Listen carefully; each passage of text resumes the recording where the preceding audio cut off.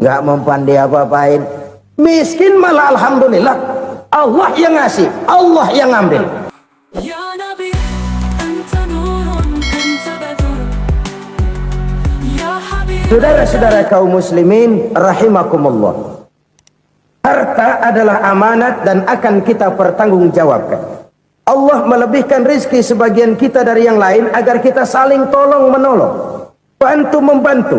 Nabi janjikan, siapa yang meringankan beban saudaranya muslim di dunia, Allah akan meringankan bebannya di akhirat nanti. Sebuah jaminan dari baginda Nabi. Si orang yang kita bantu barangkali tidak bisa membalas, Allah yang akan membalas lewat jalan lain yang tidak pernah kita sangka-sangka. Ada orang tanya, Pak, ini ada orang nyumbang masjid sambil marah-marah, bagaimana? Saya bilang, sumbangannya aja ambil, marahnya jangan. Marahnya jangan diambil, itu urusan dia. Saudara-saudara kaum muslimin rahimakumullah, umat Islam ini kan umat yang punya potensi besar. Kadang kita merenung, kenapa kadang-kadang pembangunan masjid kok lambat sekali? Kalau hotel hari ini peletakan pertama, bulan depan peresmian. Supermarket hari ini peletakan batu pertama, minggu depan peresmian. Tapi kalau sudah yang namanya masjid, kadang-kadang peletakan batu pertama sekaligus jadi batu terakhir. 3 tahun, 4 tahun, campur nebar jalak di jalanan, duit dijaring kayak ikan sepat. Apa tidak ada orang Islam yang kaya? Banyak. Apa tidak ada pengusaha muslim yang jadi konglomerat? Ada. Lalu yang belum banyak itu yang komit terhadap nilai-nilai agamanya. Akhirnya kita jatuh jadi umat yang lemah. Belum ada pengusaha konglomerat muslim buka pabrik supermi cap beduk misalnya umpamanya atau pabrik kecap cap sorban supaya identitas keislamannya sedikit kelihatan. Kita jatuh jadi umat yang lemah karena potensi tidak terinventarisir dengan baik. Kita ini ibarat kompor yang cuma matengin nasi orang lain. Potensi kita dimanfaatkan oleh orang lain. Ukhuwah Islamiyah kita baru terbatas kepada silaturahmi. Ukhuwah di bidang ekonomi kita lemah, ukhuwah di bidang kebudayaan kita lemah, apalagi ukhuwah di bidang politik kita lebih rapuh lagi. Padahal ukhuwah itu adalah totalitas kehidupan manusia, menyangkut ipolek sosbud, memerlukan nilai-nilai ukhuwah. Jadi oleh karena itu mari kita menyadari, di dalam harta kita, walaupun kita yang cari, pergi pagi, pulang sore, peras keringat, banting tulang, di sana ada harta anak yatim, di sana ada hak masjid, di sana ada hak pesantren, di sana ada hak jihad. Berbahagialah seseorang apabila dia oleh Allah dijadikan keran. Keran itu menyimpan air, tapi tidak untuk dirinya, tapi disalurkannya kepada mereka yang memang memerlukannya. Saudara-saudara kaum muslimin rahimakumullah, ini yang pertama. Jadi perbendaharaan surga adalah menyembunyikan sedekah. Orang lain nggak tahu, kita pun nggak pernah ngitung-ngitung. Kita anggap lewat begitu saja, padahal itu deposit akhirat. Satu. Yang kedua, perbendaharaan surga itu apa? Wa kitmanul musibah, menyembunyikan kesulitan. Kadang orang takut menghadapi kesulitan, tapi makin kita merenung, hidup ini kan sebenarnya urusan. Takut sama urusan, ya jangan hidup. Tandanya orang hidup itu kalau punya urusan. Urusan melupakan problem, problem sering menimbulkan kesulitan. Kesulitan bukan untuk ditakuti, tapi untuk diatasi dan dicarikan jalan keluarnya. Siapa sih orangnya yang nggak pernah sulit-sulit? Makin tinggi status sosialnya, makin gede urusannya. Makin tinggi kualitas imannya, makin berat tingkat kesulitannya. Cuma memang yang namanya enak itu seperti pelangi. Biang lala itu nggak pernah di atas kepala kita, di atas kepala orang melulu. Lo sih enak lo, kata kita. Dia juga bilang yang enak kan lo. Pelangi itu nggak pernah di atas kepala kita. Kata tukang beca, aduh enak ya naik Mercy. Kata tukang beca, apa yang di dalam mobil Mercy? Aduh enak bener tukang beca, di jok ngeringkuk ngorok pulas bener. Saya kamar pakai AC sejuk, tempat tidur sutra empuk, alga spring bed, gula kulik nggak bisa pulas kalau belum minum Valium, belum tidur. Enak bener tukang beca, di jok ngorok nggak tahu wetan kulon. Si tukang beca bilang yang di Mercy enak, yang di Mercy bilang tukang beca enak. Inilah enak, nggak pernah di atas kepala kita, di atas kepala orang lain melulu enak itu. Nah saudara-saudara, yang merupakan perbendaharaan surga itu orang yang bisa menyembunyikan kesulitan, baik pribadi ataupun rumah tangga. Nih terutama rumah tangga yang jadi soalnya. Kadang-kadang kita ini kalau senang, sebaliknya kalau senang kita diam, kalem aja, cuek. Banyak banget duit kita bawaan, diam aja udah, malah ketemu orang takut. Tapi begitu susah sekampung tahu. Padahal Nabi mengajarkan perbendaharaan surga itu menyembunyikan musibah, menyembunyikan kesulitan. Kalau enak cerita sama orang-orang, kalau nggak enak rasain sendiri, tekan sendiri, atasin sendiri. Kita kan sebaliknya, senang kita diam, asal lagi susah paling tidak kita nyari teman buat cerita kesusahan. Siapa orangnya yang nggak pernah susah? Cuma soalnya bagaimana kita mengatasi kesusahan itu sendiri. Begitu juga misalnya kalau orang sudah berumah tangga, itu orang tuanya harus menjadi tempat dia cerita yang enak-enak saja. Yang nggak enak rasain berdua, selesaikan berdua, atasin berdua. Jangan dibalik. Asal senang diam, giliran susah saja. Maknya laporan. Terbalik. Bisa menjaga security informasi. Maka nama bayam keluar diem, malah seluitan. Enak amat lo makan daging ayam. Security informasi. Saudara-saudara kaum muslimin rahimakumullah, ujian yang terberat itu yang pernah diberikan kepada para nabi, para rasul, para aulia, para ulama. Makin tinggi keimanan, makin berat bentuk kesulitan. Ayo saya kemukakan satu contoh saja. Ada seorang nabi yang kaya, nabi kaya, namanya Nabi Ayub. Iblis kalau orang begini kan keki,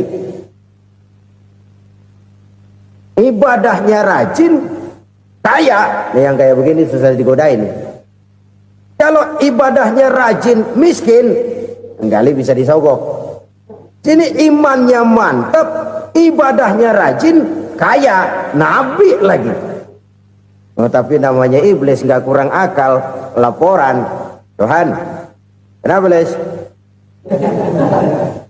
Ya ini bahasa saya, bahasa Qurannya sih nggak gitu. Itu hambamu yang namanya Ayub, dia rajin ibadah cuma karena dikasih kaya aja. Coba kasih miskin dia, berhenti dia sembahyang. Ah kamu bisa aja. Saya tahu Ayub itu hambaku yang ikhlas. Saya buktiin Tuhan, silahkan. Dibuktiinlah. Iblis turun ke alam ini. Yang mula-mula dia lakukan, dia rusak sawah ladang Nabi Ayub. Dia binasakan binatang ternak Nabi Ayub. Sehingga dalam waktu singkat jatuhlah Nabi Ayub dari orang paling kaya jadi orang paling miskin. Beliau masih ibadah di mihrab dalam masjid. Datang iblis. Saudara Ayub, ya, lagi ngapain? Ibadah. Nyembah Allah, nyembah Allah. Oh, percuma. Kenapa? Tuhan yang ente sembah nih, dia udah bikin miskin ente. Sawah ladang ente hancur lebur, binatang ternak binasa. Sekarang ente jadi orang paling miskin. Ngapain nyembah Tuhan kayak begitu? Tekor. Udah berhenti dah ibadah, berhenti ibadah. Ini iblis sama Tuhan laporannya lain, yang dikerjakan kepada Nabi Ayub juga lain. Benar begitu iblis kata Nabi Ayub? Iya, sawah ladang saya habis, buras. Binatang ternak saya binasa, binasa. Saya miskin, bangpak. Apa jawab Nabi Ayub? Bukan innalillahi, ini hebat. Alhamdulillahillazi a'tani wa akhadha minni. Segala puji bagi Allah yang telah memberikan harta kepada saya dan sekarang mengambilnya lagi. Alhamdulillah. Allah yang ngasih, Allah yang ambil. Itu mah urusan Allah. Iblis cuman ibadah jalan terus, sujud lagi Nabi Ayub. Iblis seleher gondok banget. Dasar Nabi nggak mempan dia apa-apain. Miskin malah alhamdulillah. Allah yang ngasih, Allah yang ambil. Jadi kalau kita tidak komit, kita tidak terikat kepada kaya, miskin, senang, susah, apa yang bisa bikin kita susah? Jadikan kekayaan, kemiskinan, jadikan senang, susah sebagai anak buah yang bisa kita atur. Jangan kekayaan ngatur kita, jangan kemiskinan ngatur kita. Kita yang harus mengatur mereka. Senang, susah, kaya, miskin, bahagia, sengsara, jadikan itu anak buah yang bisa kita atur. Kalau sekarang kita kaya, lain saat boleh jadi kita miskin, semiskin-miskinnya. Allah yang ngasih, Allah yang ambil. Tenaga mana yang bisa menghalangi? Ibadah jalan terus. Iblis makin gondok. Dasar Nabi loh. Akhirnya apa? Nabi Ayub dikerjain, diberikan penyakit. Demikian fatal penyakitnya. Bayangin, udah miskin sakit. Masya Allah. Miskin sakit. Sakitnya nggak lama, kira-kira 16 tahun. Istrinya 3, 2 mental minta ceraiin. Ngerawatin laki bengek begini. Senang belum tentu, susah udah pasti nih. Cerai aja, cerai dah. Cerai. Tinggal satu Siti Rahmah yang setia menemani beliau. Sesetia-setianya hati perempuan. Satu saat Siti Rahmah bilang, "Bang, iya, abang kan Nabi, Bang. Lalu, namanya Nabi kan doanya jarang meleset, Bang. Maksud kamu minta kenapa sih sama Tuhan biar abang sembuh baik dah, Bang?"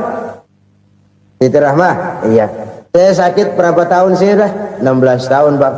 "Sebelum ini saya sehat berapa tahun?" "Ya kira-kira 60 tahun, Bang." "Nah, coba ente banding-bandingin, Rahmah.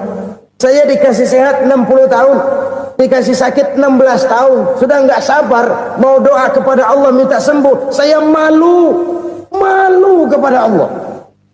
Diuji dengan yang luar biasa seperti ini, tidak mengganggu stabilitas kehambaannya. Dia tetap menghamba kepada Allah Subhanahu wa ta'ala." Saudara-saudara kaum muslimin rahimakumullah, kunci menghadapi kesulitan itu apa? Allah jelaskan dalam satu ayat, "Wa basyiris sabirin alladzina iza asabathum musibah qalu inna lillahi wa inna ilaihi raji'un." Gembirakan orang-orang yang sabar. Siapa mereka itu? Yang apabila mendapat musibah mereka kembali kepada keyakinan dasar, segalanya dari Allah dan segalanya akan kembali kepada Allah. Ini konsepsi dasar dari sikap muslim dalam menghadapi berbagai kesulitan. Segalanya dari Allah, segalanya akan kembali kepada Allah. Kalau ini sudah kondisi dasarnya, maka kita akan lapang menghadapi kenyataan bagaimanapun pahitnya. Apakah itu namanya miskin, apakah itu namanya sakit, bahkan maut sekalipun. Segalanya dari Allah, segalanya akan kembali kepada Allah. Ini sikap hidup, bukan sekedar ucapan. Kita kadang-kadang menjadikannya sebagai ucapan. Mulutnya sehingga berhenti, innalillahi wa inna ilaihi raji'un, tapi nangisnya terus gerung-gerungan. Bukan itu, ini kesadaran moral. Kalau segalanya dari Allah, segalanya kembali kepada Allah, kan sebenarnya cuma nunggu giliran. Hari ini saya nyembayangin dia, entah hari apa saya disembayangin orang. Hari ini saya antar dia ke kubur, entah hari apa orang nganterin saya ke kubur. Hari ini saya tahlilkan dia, entah nanti kapan orang tahlilkan saya. Segalanya dari Allah, segalanya akan kembali juga kepada Allah. Oleh sebab itu saudara-saudara, kesulitan bukan untuk ditakuti. Kesulitan justru untuk diatasi, dicarikan jalan keluarnya. Dan tidak ada orang yang tidak pernah mendapat kesulitan. Tidak ada. Semakin tinggi status sosial, semakin tinggi kualitas keimanan, semakin besar juga tingkat kesulitan. Hanya saja bagaimana cara kita mengatasinya. Dan Al-Quran menyatakan inna ma'al usri yusra. Di balik kesulitan itu pasti ada kemudahan. Roda itu berputar. Karena itu Rasulullah sallallahu alaihi wasallam mengingatkan kepada kita, ta'arraf ilallahi fir raha ya'rifka fis syiddah. Ingatlah kepada Allah di waktu kamu senang, supaya Allah ingat kepada kamu di waktu kamu susah. Kalau waktu senang kita ingat kepada Allah, kita susah, Allah tidak akan meninggalkan kita. Tapi kalau waktu senang kita jauh dari Allah, sujud tidak sempat, dengan masjid jauh, ketika senang kita lupakan Allah. Nanti begitu kita susah, Allah lupakan kita. Dan itu menyakitkan. Oleh karena itu orang-orang tua kita dulu bilang, kalau lagi sehat ingat-ingat lu bakal sakit nanti. Kalau lagi kaya ingat-ingat satu saat kita bakal jatuh miskin. Bahkan kalau lagi muda ingat-ingat kita bakal tua. Dan yang terpenting kalau lagi hidup ingat-ingat kita bakal mati. Saudara-saudara kaum muslimin rahimakumullah. Jadi yang kedua yang merupakan perbendaharaan surga, menyembunyikan musibah. Saudara-saudara kaum muslimin rahimakumullah. Hal ketiga yang merupakan perbendaharaan surga adalah wasilaturrahmi. Orang yang suka bersilaturahmi. Sebagaimana yang kita maklum bahwa manusia adalah makhluk yang disebut zon politika. Makhluk sosial yang tidak mungkin hidup sendiri-sendiri. Betapa dan siapapun kita memerlukan orang lain. Bodoh betul manusia kalau tinggal di tengah masyarakat tapi tidak mau bermasyarakat. Merasa hebat sendiri, pintar sendiri, gagah sendiri, kaya sendiri. Mungkin kalau mati juga ngubur sendiri. Jangankan kita di sini, di sorga saja Nabi Adam waktu sendirian bengong melulu, mondar mandir. Allah tegur dam sepi dam. Ya ini kalau bahasa saya. Iya Tuhan sepi ini nggak ada coret-corekan pisan ini. Diciptakan Siti Hawa baru anteng Nabi Adam. Itu di surga. Cobalah. Umpamanya saudara tinggal di Jakarta nih. Kayak bener. Apaan aja di Jakarta punya saudara dah. Jembatan Semanggi ambil. Monas, Buntel bawa pulang. Hotel-hotel ambil semua. Cuman tinggal di Jakarta sendirian, apa enaknya? Betapa dan siapapun kita perlu orang lain. Tidak ada seorang pun yang bisa memenuhi kebutuhan hidupnya secara sendiri-sendiri. Nah, Islam telah menyelamatkan manusia dari ras diskriminasi. Mengikat manusia dengan persaudaraan yang berlandaskan kepada akidah. Karena itu dianjurkan bersilaturahmi. Bahkan Nabi menyatakan, man arada ayyubsata lahu fi rizqihi wa yunsa'a fi atharihi falyasil rahimah. Siapa yang kepengen diluaskan rezekinya dan dipanjangkan usianya, banyaklah ia bersilaturahmi. Siapa yang kepengen dimudahkan rezekinya, hendaknya ia banyak bersilaturahmi. Kalau banyak teman, kesulitan kan paling tidak ada tempat cerita.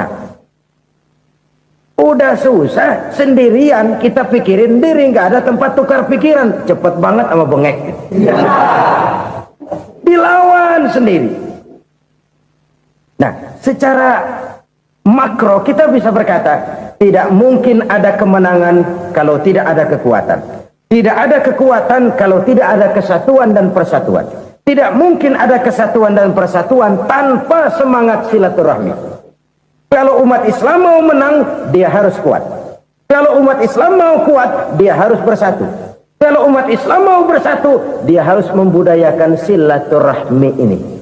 Bahkan sampai-sampai kata Nabi, kalau bisa cari nilai tambah. Apa? Silman qata'at. Bersilaturahmilah kau kepada orang yang marah denganmu. Masya Allah, indahnya ajaran agama kita. Orang yang marah pun kepada kita, kata Nabi, kalau bisa bersilaturahmilah kepadanya, kepada orang yang marah itu. Di situ nilai tambah. Cuman jujur nih hadis ngucapinnya gampang, ngamalinnya yang berat banget. Orang marah sama kita, kita disuruh silaturahmi, ada apa malu? Lu marah, ada gua marahan lagi. Enggak pikirin. Saudara-saudara kaum muslimin rahimakumullah. Tapi ini yang diajarkan, bahkan ini yang dicontohkan oleh baginda Rasul. Bagaimana begitu mudah? Misalnya satu saat Abu Jahal ini ngatur strategi bagaimana bikin Muhammad celaka. Dia gali lubang di depan tempat tidurnya. Dia tutupin daun korma. Terus dia panggil seseorang, ke sini. Kasih tahu Muhammad, pamannya sakit keras, minta ditengokin. Berangkat orang ini ke sana. Muhammad, labbaik. Pamanmu sakit keras, dia minta ditengokin. Baik, saya akan datang menjenguk beliau. Berangkatlah Nabi ke rumah Abu Jahal tanpa prasangka apapun. Abu Jahal udah pasang setil, selimut 3 rangkap setengah dipakai, persis kayak orang meriang. Tapi sembari ngintip dari balik selimut, begitu Muhammad buka pintu, nah masuk perangkap nih. Muhammad jalan menuju tempat pembaringan. Makin lama makin dekat, makin lama makin dekat, makin dekat ke lubang yang dipasang oleh Abu Jahal itu. Dalam hati Abu Jahal, terus dah jatuh, mampus dah lo ini. Mampus lo hari ini nih. Apa yang terjadi? Malaikat Jibril datang. Muhammad, pamanmu cuma pura-pura sakit. Di depan tempat tidurnya ada lubang perangkap supaya kamu jatuh ke situ. Sudah, kamu pulang. Balik kanan Nabi. Sudah hampir jatuh ke lubang, balik kanan, pulang. Bayangin kecewanya Abu Jahal. Muhammad dikit lagi, Muhammad dikit lagi. Enggak paman, saya pulang aja. Emosi bangun dari tempat tidur, enggak sadar kalau lagi pura-pura sakit. Lompat ngejar Nabi, dia lupa dengan lubang yang dia gali. Serak, nyemplung sendiri ke dalam lubang.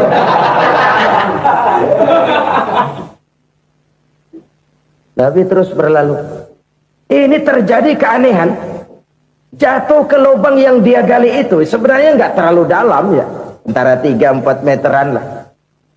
Tolong saya jatuh ke lubang ini. Datanglah pelayan-pelayannya itu.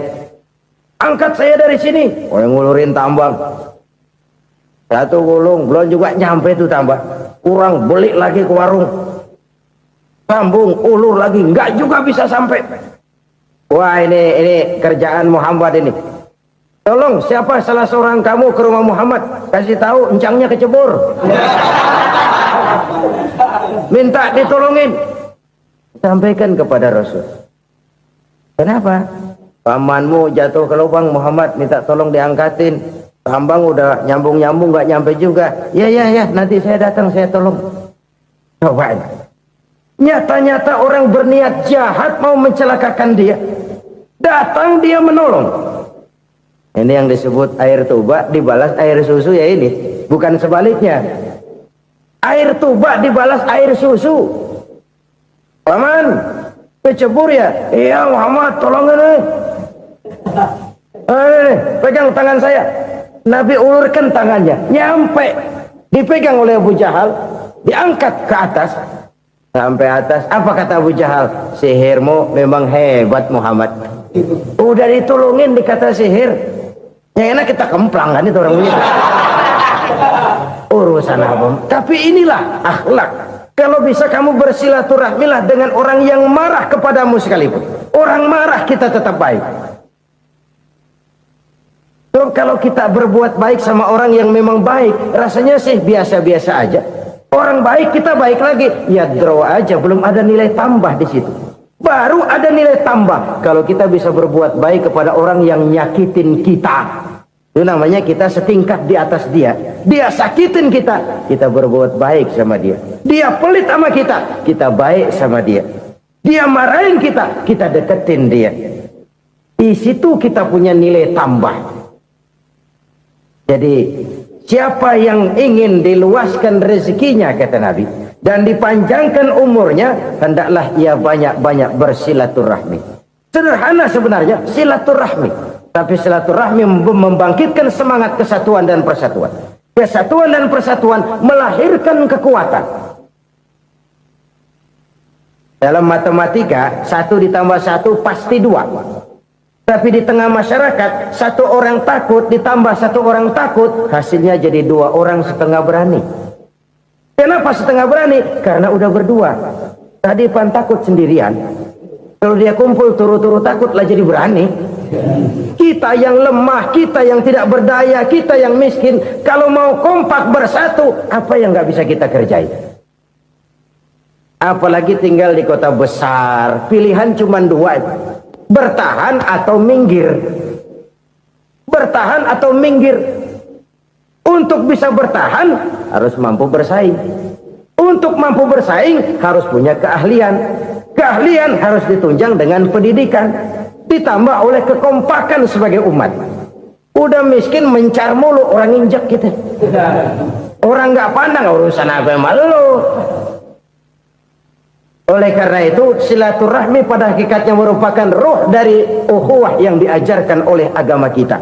Bagaimana Islam menyelamatkan masyarakat manusia dari ras diskriminasi, mengikat manusia, dan tidak ada persaudaraan yang lebih indah selain persaudaraan yang diikat dengan nilai-nilai akidah. Sepanjang orang di jalan Allah, itulah saudara kita. Keluar dia dari jalan Allah, selesailah persaudaraan sampai di situ. Karena itu, kalau ingin menyimpan sesuatu di surga, banyaklah bersilaturahmi. Datang ke rumah ini, datang ke rumah itu, dan lain sebagainya. Itu simpanan kita di akhirat nanti. Ini yang ketiga. Saudara-saudara, yang keempat, perbendaharaan surga itu apa? Wa qawlu la hawla wa la quwwata illa billah. Ucapan la hawla wa la quwwata illa billah. Ibadah kan ada yang berat, modalnya besar. Bangun masjid berat, modalnya besar. Bangun rumah sakit berat, modalnya besar. Ada ibadah yang berat tapi modalnya ringan. Misalnya puasa. Puasa itu berat, mengendalikan nafsu. Kalau sekedar nggak makan nggak minum sih enteng, mengendalikan nafsu itu jihad terbesar. Tapi kan modalnya ringan, cuma niat saja. Ini ibadah berat, modalnya ringan. Ada ibadah yang ringan, modalnya juga enteng. Seperti termasuk ucapan la haula wa la quwwata illa billah. Tanpa sadar, la haula wa la quwwata illa billah. Nyelengin tuh di surga.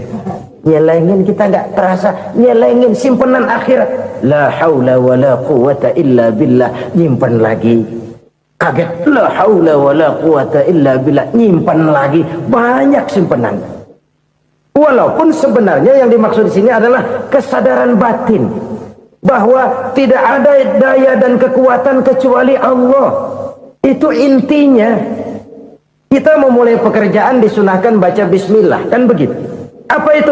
Kesadaran moral.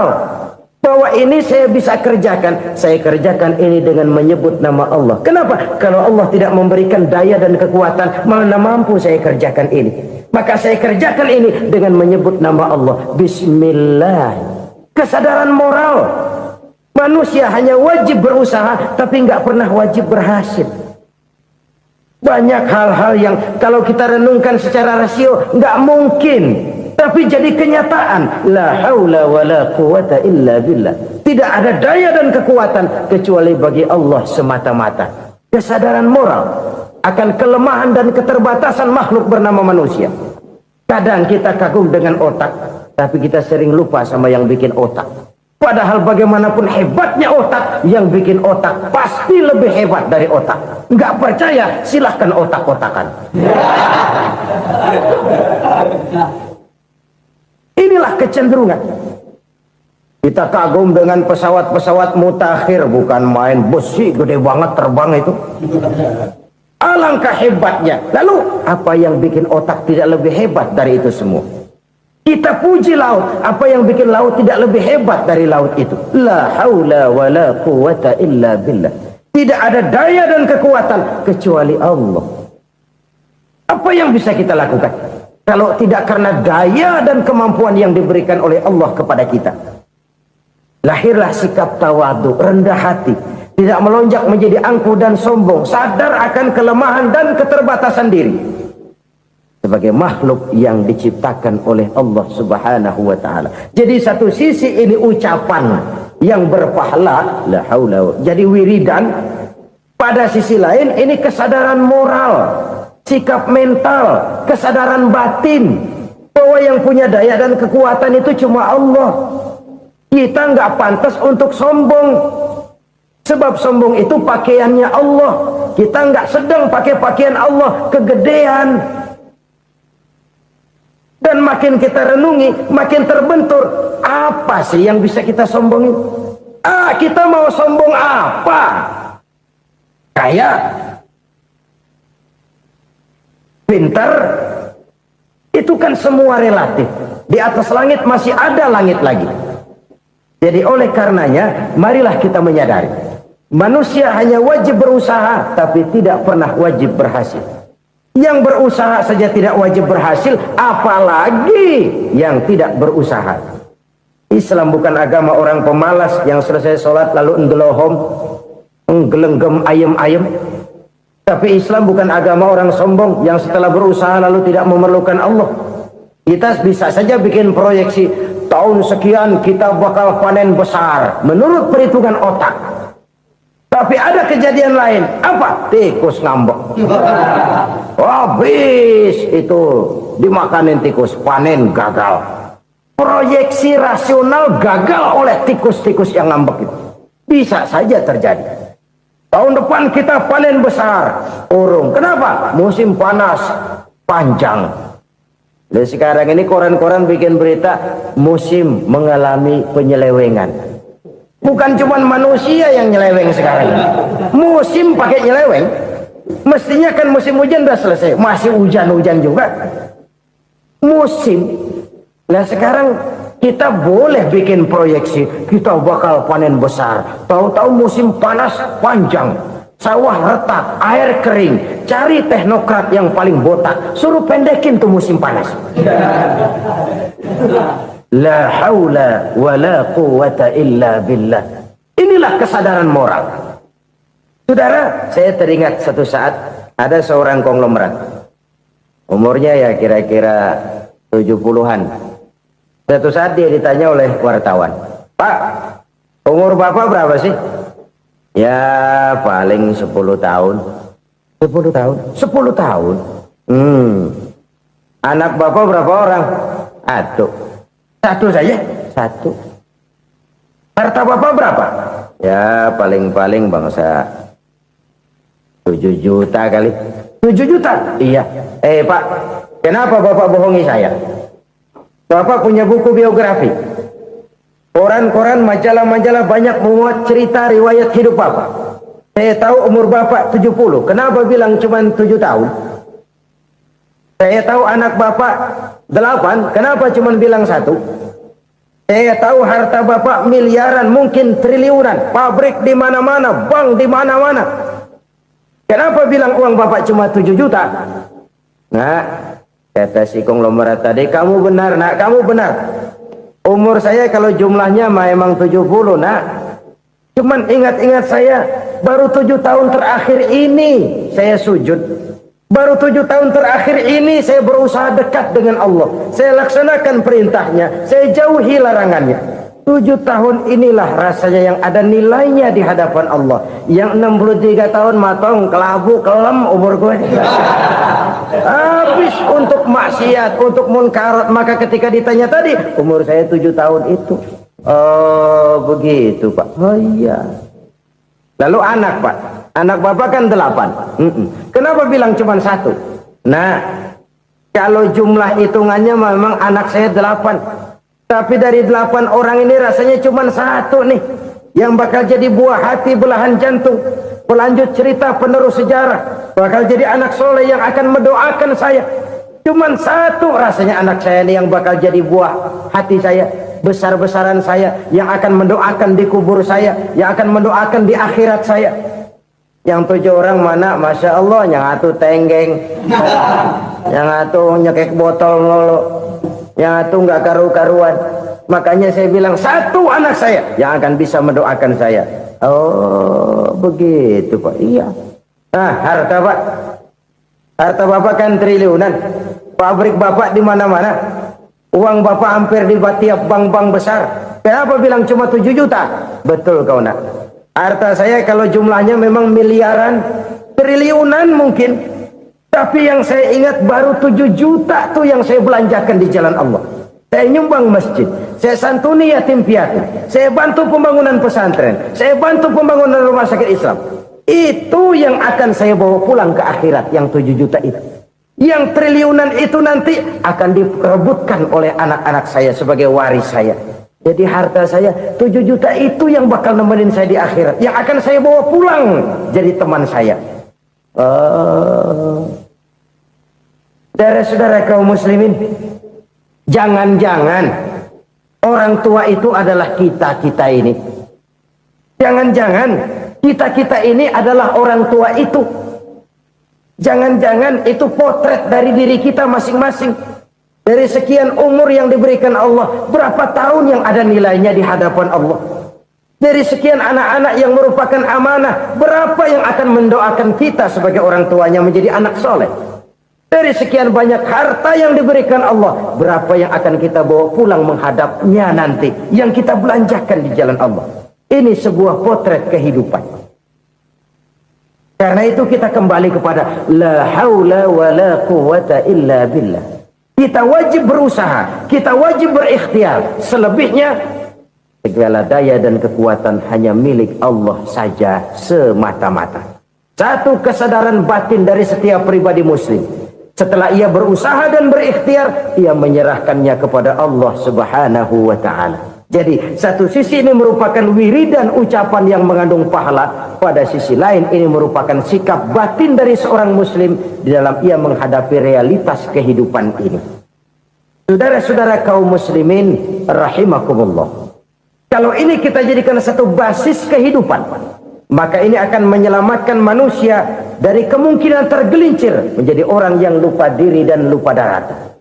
Sebab itu Imamul Ghazali berpesan, jadidis safinah fa innal bahra amiq wa khuziz zad fa inna safara ba'id wa khaffifil hamla fa innal hamla sadid. Perbarui selalu kapalmu karena lautan sangat dalam. Bawa bekal yang banyak karena perjalanan ini sangat jauh. Ringankan beban karena kebanyakan beban akan menyakitkan. Alangkah indah kalimat ini, alangkah dalam makna yang terkandung di sana. Perbarui selalu kapalmu karena lautan sangat dalam. Apa artinya ini? Jaga mentalmu baik-baik. Pelihara imanmu baik-baik karena hidup penuh cobaan seperti lautan. Kita kalau berlayar di lautan kan kadang-kadang tenang, angin bertiup sepoi-sepoi basah. Jika malam datang, bintang gemintang bertabur menghias cakrawala. Rembulan memantulkan sinarnya dengan indah. Dalam keadaan begitu berlayar enak. Tapi lain saat ombak menggunung, halilintar menyambar, angin topan bertiup. Berapa banyak sudah saudara-saudara kita yang tenggelam di lautan dunia tanpa sadar bahwa dia belum sampai kepada pantai yang akan dituju. Berapa banyak sudah saudara-saudara kita yang tenggelam di lautan dunia ini tanpa sempat bangkit lagi. Dia menyangka sudah sampai kepada tujuannya. Hati-hati kapal jangan sampai bocor karena lautan sangat dalam. Iman ini jaga baik-baik karena hidup penuh dengan ujian. Wa khuziz zad fa inna safara ba'id. Bawa bekal yang banyak karena perjalanan sangat jauh. Saudara mau ke Bandung, bawa duit. Saudara mau ke Surabaya, banyakkan lagi duitnya. Saudara mau ke Mekah, gepokan, iketan tuh duit nggak lembaran lagi. Makin jauh perjalanan, makin banyak bekal yang harus kita bawa. Kalau saudara dari Jakarta mau ke Surabaya, kagak bawa duit berangkat juga, itu sih bukan berani namanya, nekat. Sampai Surabaya belum tentu, sengsara di jalan udah pasti. Kenapa? Nggak bawa bekal berangkat. Sama juga kita nih, misalnya belum sempat sembahyang, mati. Waduh, berani banget orang. Belum punya bekal, mati.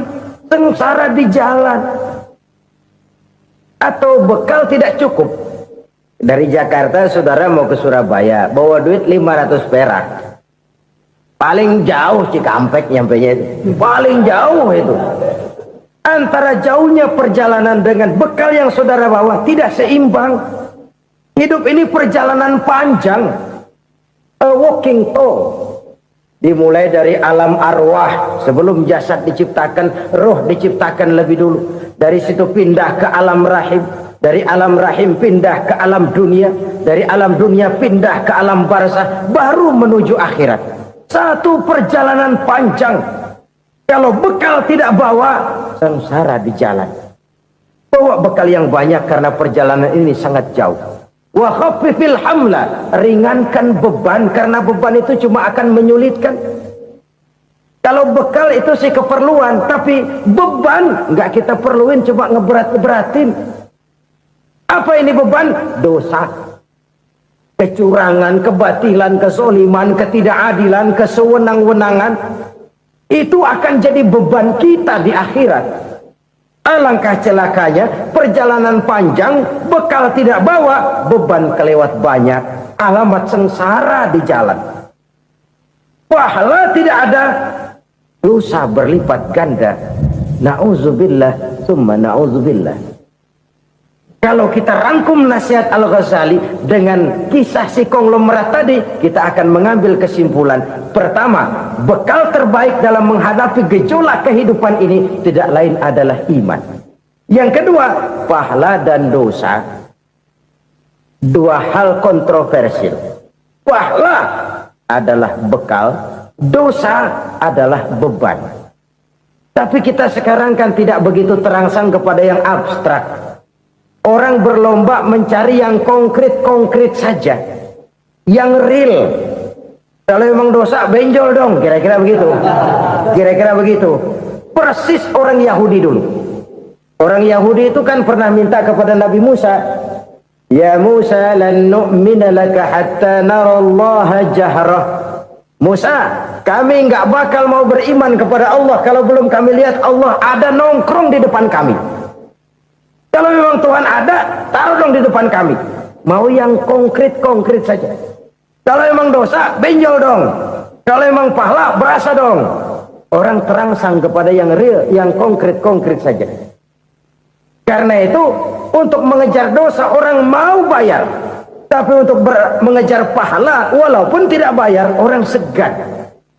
Ini yang dikatakan oleh Nabi, kamu mengharapkan ke surga, tapi kamu berat melaksanakan sesuatu yang bisa membawa kamu ke surga. Kamu ingin jauh dari neraka, tapi tiap saat kamu lakukan perbuatan-perbuatan yang justru menjerumuskan kamu ke neraka. Idda'aitum an-najata minan nar wa ramaitum fiha anfusakum. Kamu ingin selamat dari neraka, tapi kamu lemparkan diri kamu ke neraka. Kamu ingin masuk surga, tapi berat sekali kamu melakukan perbuatan-perbuatan yang bisa menyampaikan kamu di surga. Saudara-saudara kaum muslimin rahimakumullah. Jadi hal keempat yang merupakan perbendaharaan surga adalah la haula wa la quwwata illa billah. Satu sisi ini merupakan ucapan yang memperberat timbangan akhirat. Pada sisi lain ini merupakan sikap hidup seorang muslim. Kesadaran batin yang sangat dalam bahwa tidak ada daya dan kekuatan kecuali Allah. Dan itu kita simbolkan pada saat memulai pekerjaan dengan Bismillah, dengan menyebut nama Allah. Satu kesadaran moral, saya hanya bisa melakukan ini karena diberikan daya dan kekuatan oleh Allah. Lahirlah sikap tawadu, rendah hati, tidak melonjak menjadi angkuh dan sombong. Saudara-saudara, sampai sini dulu jumpa kita kali ini. Semoga 4 perbendaharaan surga ini dapat kita lakukan, yang kelak akan merupakan bekal kita di kemudian hari nanti. Amin ya rabbal alamin. Bapak-bapak, ibu-ibu, saudara-saudara kaum muslimin rahimakumullah. Di dalam kehidupan kita sebagai seorang muslim, minimal 5 kali dalam sehari semalam kita mendengar seruan untuk mendirikan solat yang disebut azan. Ada kalimat menarik di dalam kalimat azan itu. yakni seruan hayya 'alal falah, marilah menuju kepada keberuntungan, marilah meraih kemenangan. Seruan ini adalah kecenderungan dari setiap manusia, apapun warna kulitnya. Artinya, setiap orang dalam hidup selalu ingin meraih dan mencari kemenangan. Kemenangan akan melahirkan kepuasan batin, dan kepuasan batin memberikan kebahagiaan.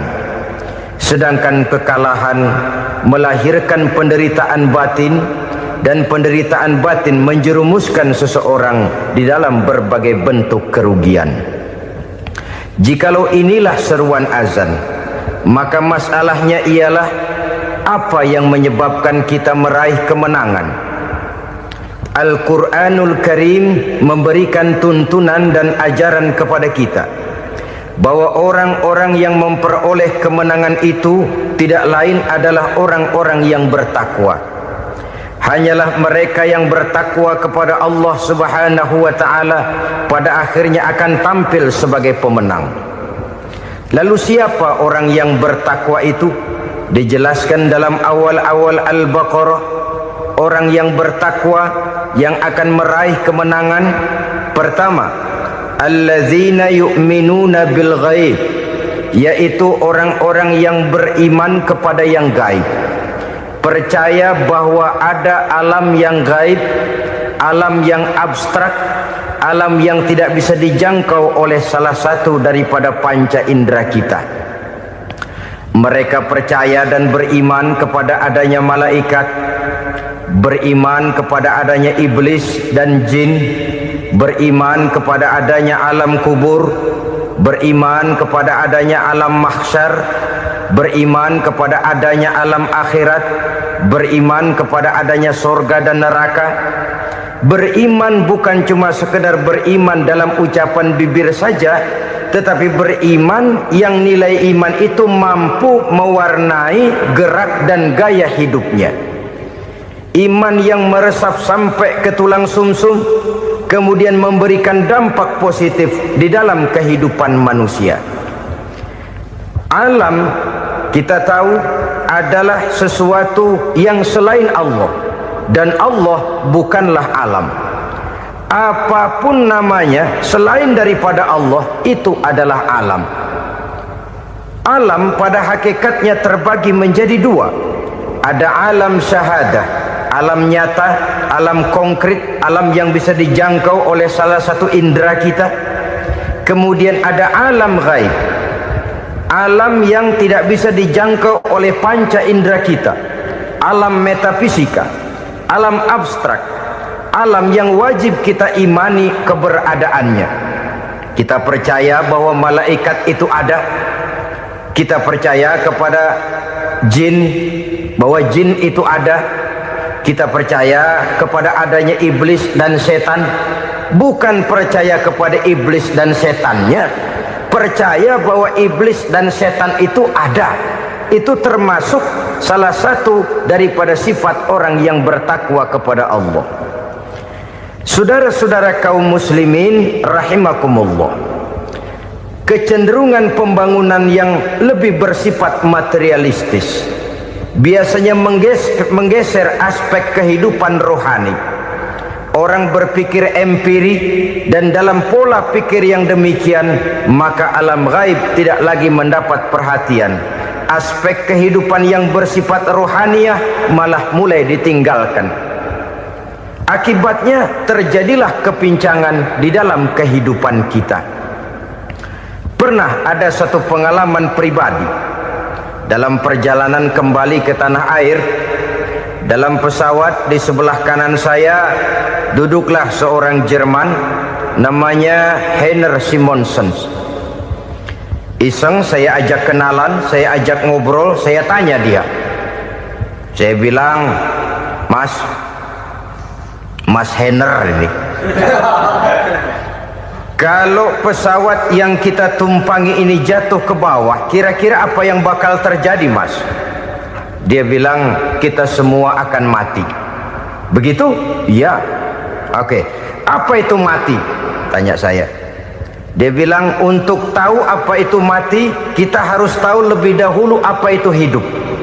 Saya pikir nih bule bisa ngomong juga. Baiklah kata saya, apa hidup menurut Anda itu? Oh, hidup itu dia bilang, kalau seluruh anggota badan kita bekerja secara normal, paru-paru memompa darah secara normal, jantung berdetak secara normal, sel-sel tubuh bekerja secara fit, dan organisme tubuh hanya mau bekerja secara normal. Dia bilang, kalau kita memberi makan yang cukup, menu yang teratur, dan gizi yang lengkap. Saya bilang, kesimpulannya apa, Ner? Dia jawab, hidup adalah dari tangan ke mulut. Life is from the hand to the mouth, kata dia. Hidup adalah dari tangan ke mulut. Jadi masalah hidup tidak lebih daripada masalah isi perut. Orang pergi pagi, pulang sore, peras keringat, banting tulang, perut yang dibelain. Saya bilang, you are wrong. Sampean salah, Ner. Kamu orang Islam bukan? Bukan. Pantas. Kenapa saya salah? Dia bilang, ya jelas salah. Salahnya di mana? Kamu ini manusia. Kalau hidup cuma dari tangan ke mulut, saya bilang, kambing di kampung saya juga begitu pikirannya, Ner. Itu kambing di kampung saya, asal perutnya kenyang, sudah hidup dia. Perkara besok bagaimana, lusa prospeknya macam mana, bulan depan ada apa, kambing nggak pernah mikir. Di kampung saya kambing juga pikirannya begitu. Kamu Kristen ya? Tadinya. Loh kok tadinya, lalu apa sekarang kamu ini? Dia bilang, sekarang saya netral. Saya tidak beragama, tapi saya percaya kepada Tuhan sebagai pencipta alam. Saya ingat benar dia bilang, I haven't any religious, but I believe to God as the creator of the world. Kenapa bisa netral begitu, Ner? Habis saya bingung katanya. Islam bilang Islam baik, Kristen bilang Kristen baik, Hindu Buddha bilang Hindu Buddha baik, semua agama baik. Saya netral sekalian, nggak beragama. Yang penting saya percaya kepada Tuhan. Saya bilang, Ner, kamu ini kayak orang mau beli celana, lalu bingung. Yang satu bilang Levi's bagus, yang satu bilang Blue Jean hebat, yang satu bilang Wool England hebat. Celana ini hebat, celana itu bagus, celana ini hebat. Semua celana bagus, kamu bingung. Akhirnya netral, tidak pakai celana. Itu juga salah. Saya pikir-pikir, kemudian saya melihat bahwa dua pola berpikir Henner ini nampaknya sudah mulai menggejala di lingkungan masyarakat bangsa kita. Disadari atau tidak, secara jujur kita harus berkata, dua pola pemikiran Henner ini mulai berkembang di tengah masyarakat bangsa kita. Pertama, pola pikir materialisme. Hidup adalah dari tangan ke mulut. Masalah hidup tidak lebih masalah isi perut. Itu yang perlu dibela, dan disitulah arti kehidupan. Pergi pagi, pulang sore, peras keringat, banting tulang untuk mempertahankan perut. Kalau sudah kemari cara orang berpikir, maka buat apa percaya kepada yang gaib? Untuk apa sholat? Untuk apa puasa? Untuk apa zakat? Untuk apa menghadiri majelis taklim? Tanpa kepercayaan kepada yang gaib, hidup berjalan menurut alur empiris dan materialis. Kalau sudah ke sana cara orang berpikir, biasanya orang lalu cenderung menghalalkan segala cara. Hanyalah orang yang percaya bahwa akhirat ada, hanyalah orang yang percaya bahwa alam kubur itu ada, hanyalah orang yang percaya bahwa malaikat itu ada, hidupnya akan lebih terarah dan terkendali. Karena kepercayaan kepada yang gaib, yang merupakan fase daripada kehidupan setelah hidup yang sekarang ini, mewarnai gerak pribadi seseorang di dalam dia melakukan kegiatan hidupnya. Pola berpikir materialisme, disadari atau tidak, mulai menggejala di lingkungan masyarakat bangsa kita. Hidup tidak lebih dari urusan tangan ke mulut, mulut ke tangan, tangan ke mulut. asal perut sudah kenyang, hiduplah sudah. Perkara bagaimana prospek hari yang akan datang, bagaimana akhirat, tidak jadi persoalan. Ini yang oleh Nabi diperingatkan, ad-dunya sijnul mu'min wa jannatul kafir. Dunia adalah penjara bagi orang beriman dan surga bagi orang kafir. Dulu di zaman Belanda hadis ini pernah disalah tafsirkan, disalah artikan, digunakan sebagai senjata untuk mengkebiri dan membuat impoten umat Islam. Sudahlah umat Islam gak usah macam-macam, kata Belanda.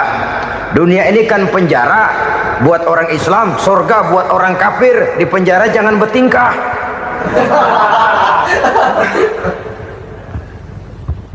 Pengertiannya tidak begitu. Dunia adalah penjara bagi orang mukmin. Artinya dalam kehidupan dunia seorang mukmin tidak bebas memperturutkan hawa nafsunya. Di penjara hawa nafsunya itu. Sebaliknya surga bagi orang-orang kafir. Buat orang kafir surgalah dunia ini. Mereka bebas memperturutkan hawa nafsunya, dilarang tidak terlarang, dicegah pun tidak tercegah. Mereka hidup menurut alur bisikan nafsu mereka sendiri. Kemudian bila ajal datang, maut merenggut nyawa, selesailah surganya sampai di situ. Maka bagi orang-orang yang tidak percaya kepada adanya akhirat, kepada adanya alam gaib, surganya sebatas umurnya. Sekali lagi, surganya sebatas umurnya. Bila umur selesai, ajal pun datang merenggut nyawa, selesailah sudah surganya sampai di situ. Alangkah pendeknya perjalanan orang-orang yang tidak percaya kepada alam gaib ini. Bagi kita mukmin, jikalau kita mampu memenjarakan hawa nafsu, kita bisa bahagia di dunia ini. Dan Islam memang tidak menyuruh kita sengsara di dunia. Raih dunia, kejar dunia, gapai dunia sebagai alat untuk mencapai kebahagiaan di akhirat nanti.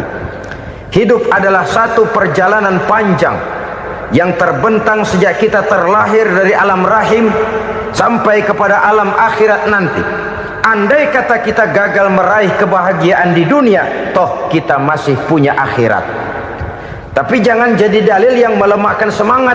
Biarin dah kita di dunia kebelangsak, yang penting akhirat. Akhirnya dunia benar-benar kebelangsak. Bagaimana dunia ini bisa kita raih, dan bagaimana meraih dunia untuk menunjang kepentingan akhirat nanti. Yang kedua, dari pikiran Heiner yang saya lihat menggejala di lingkungan masyarakat bangsa kita, timbulnya manusia-manusia netral. Seolah-olah Tuhan yes, agama no. Sama Tuhan percaya, agama ogah. Tuhan ngangguk, giliran agama godeng.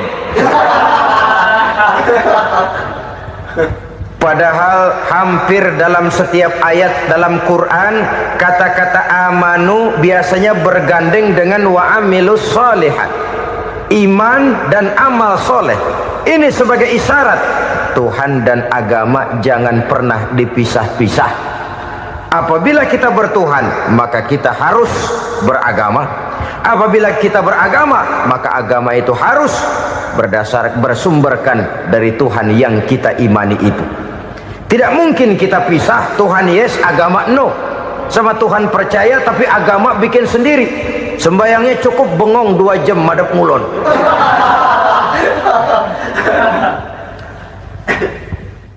Saudara-saudara kaum muslimin rahimakumullah. Jadi dengan demikian, agama yang kita akui merupakan unsur mutlak di dalam pembangunan sekarang ini, merupakan bagian dari kehidupan yang menuntun kita bahwa di balik alam nyata ini, di balik alam syahadah ini ada alam gaib. Dan mudabbir, murabbi, yang mengatur, yang menguasai, yang memelihara baik dia alam nyata, baik dia alam gaib, tidak lain adalah Allah Subhanahu wa ta'ala. Di sana ada satu super power, satu maha kekuatan yang kita perlu bersandar kepadanya. Sebagai makhluk nyata yang hidup di alam nyata, berbuatlah secara nyata sebagaimana harusnya kita berbuat. Karena Islam jelas bukan agamanya orang pemalas.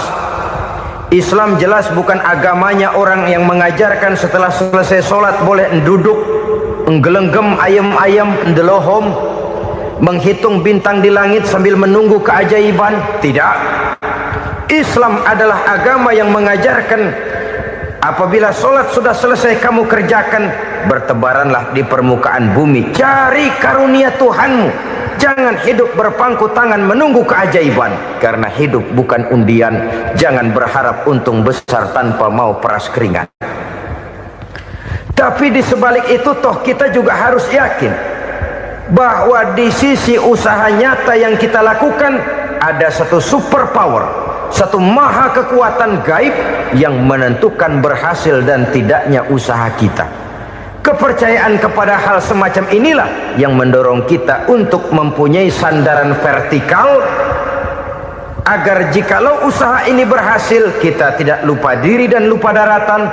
Jikalau usaha ini gagal, kita tidak putus asa dan buruk sangka, tidak cupik pandangan dan sempit hati, tapi mampu melihat persoalan dengan kacamata putih sambil husnuzon kepada Allah Subhanahu wa ta'ala. Kita percaya malaikat itu ada yang namanya Raqib dan Atid, mengawasi gerak hidup kita sampai kepada gerak hati kita.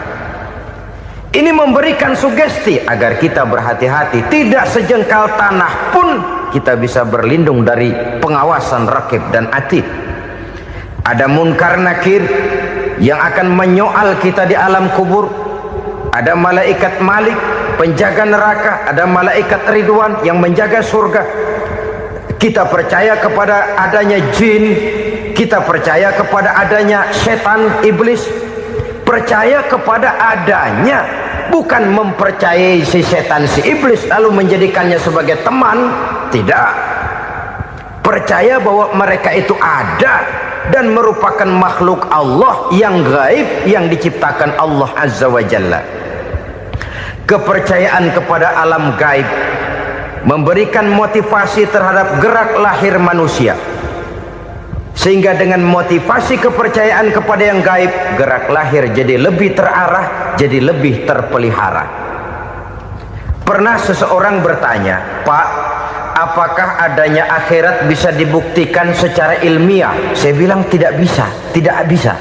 Kenapa? Karena yang berangkat nggak pernah pulang kemari lagi. Kalau dia pulang kemari bisa kita tanya bagaimana enak di sono.